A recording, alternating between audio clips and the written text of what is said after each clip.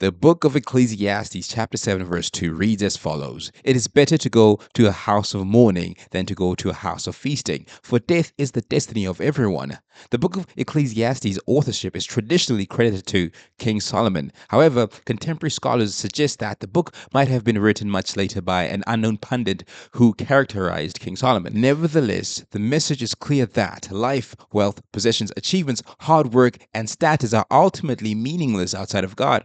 Instead, true peace comes from accepting our human limitations, like aging, falling short, and ultimately death. In verse 4 of the chapter, he continues and he writes, and he says, The heart of the wise is in the house of mourning, but the heart of the fools is in the house of pleasure.